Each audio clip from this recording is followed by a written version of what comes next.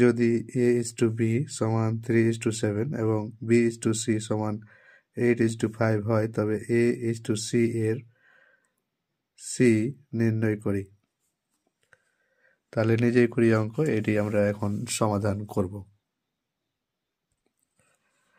প্রথমে দেওয়া আছে a:b সমান 3:7, তারপরে দেওয়া আছে b:c সমান 8:5।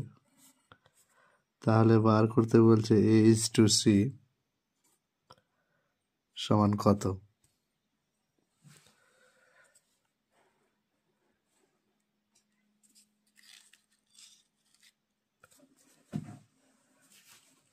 তো এর জন্য আমরা একটা কাজ করব, এই সংখ্যা যেটা আছে এটাকে আমরা এইভাবে লিখে নিতে পারি a/b সমান a/b যদি হয় তাহলে এটা হয়ে যাবে 3/7। আচ্ছা, এটা b/c যদি করে দিই এটাকে, তাহলে এটা হয়ে যাবে সমান 8/5। তাহলে এটা যদি হয় তো এখানে b এর মান 7, এখানে b এর মান 8। তো আমরা b এর মানগুলো যদি সমান করি তো এখানে 8 দিয়ে গুণ করব আর এটাকে 7 দিয়ে গুণ করব। তাহলে 8 7 56 এটা হয়ে যাচ্ছে, এটাও 8 7 56, b এর মানটা একই হয়ে যাবে। তো এখানে যেহেতু 8 দিয়ে গুণ করলাম তো এটাকেও 8 দিয়ে এখানে গুণ করতে হবে, আর এই সংখ্যাটাকে যেহেতু 7 দিয়ে গুণ করলাম তো এখানেও 7 দিয়ে গুণ করতে হবে।